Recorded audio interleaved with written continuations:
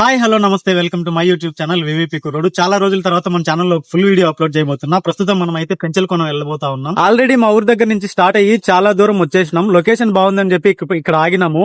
మీకు కూడా లొకేషన్ చూపిస్తా చూడండి ఒకసారి. కాసేపు ఆగిన తర్వాత ఇక్కడ నుంచి స్టార్ట్ అయ్యి పెంచలకోనకి వెళ్దాం. వీలైతే మీకు అక్కడ వాటర్ ఫాల్ చూపించడానికి కూడా ట్రై చేస్తా.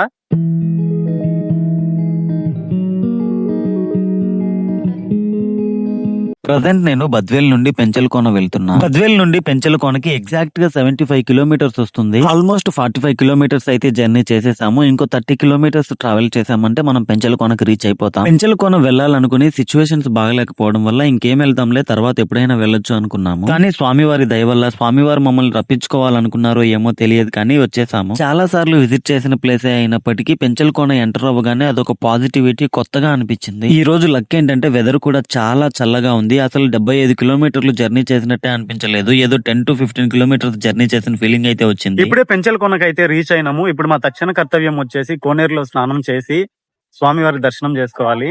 ముందుగా స్వామివారి కోనేరులో స్నానం ఆచరించి ఆ తర్వాత స్వామివారి దర్శనం చేసుకుని దగ్గరలో ఉన్న వాటర్ ఫాల్ కి వెళ్దాం అనుకున్నాము. కానీ కోనేరుని శుభ్రం చేస్తూ ఉండడం వల్ల కోనేరులో ఉన్న నీళ్లు మొత్తం తీసేశారు. అందులోనూ మేము ఇక్కడికి రీచ్ అయ్యేసరికి మధ్యాహ్నం 1 o'clock అయింది టైము. దేవుడి దర్శనానికి వచ్చేసి మధ్యాహ్నం 3 గంటలకు ఓపెన్ చేస్తారు. ఎలాగో 2 hours గ్యాప్ ఉంది కదా, ఈ 2 hours లో వాటర్ ఫాల్ దగ్గరికి వెళ్ళి రావచ్చు అని చెప్పి వాటర్ ఫాల్ దగ్గరికి వెళ్తున్నాము. లక్ ఏంటంటే ఈ రోజు వెదర్ చాలా చల్లగా ఉందని చెప్పే కదా, పెంచలకోన మొత్తం ఫారెస్ట్ ఏరియా అవడంతో మంచు కురుస్తూ చాలా అంటే చాలా అందంగా కనిపించింది. వెళ్లే దారి మొత్తం పచ్చని చెట్లు, పారుతున్న నీళ్లు, వింత వింత జంతువులు, వీటన్నిటిని చూస్తూ ప్రకృతి అందాలను ఆస్వాదిస్తూ వాటర్ ఫాల్ దగ్గరికి వెళ్తున్నాము. ఇక్కడి నుండి వ్యూ చూడండి ఎంత అందంగా ఉందో. ఫారెస్ట్ మొత్తం మంచుతో కప్పబడిపోయి ఉంది. అంత ఎత్తైన కొండ మీద నుండి పారుతున్న నీటిని చూస్తుంటే ఎంత అందంగా కనిపిస్తుందో. ఇక్కడ నుండి వెళ్లే దారి మొత్తం రాళ్లు. అసలు వేసే ప్రతి ఒక్క అడుగు అడ్వెంచరస్ గా అనిపించింది మాకు. అలా 1 నుండి 1.5 కిలోమీటర్ ఫారెస్ట్ లోకి ట్రెక్కింగ్ చేసుకుంటూ వెళ్ళాక మొత్తానికి వాటర్ ఫాల్ దగ్గరికి అయితే రీచ్ అయ్యాము.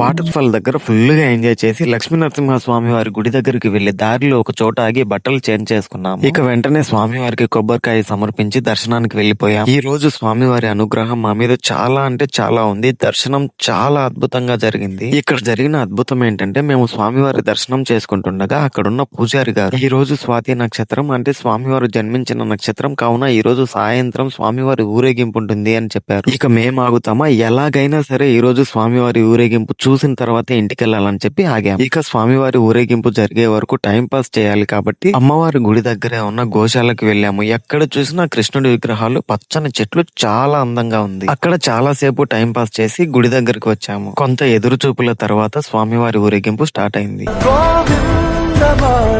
జయ జయ ఈ జగతికి మూలం నీ దయ, నీ దర్శనముంది వెలిగిన జ్యోతి మనసున చిన్మయ.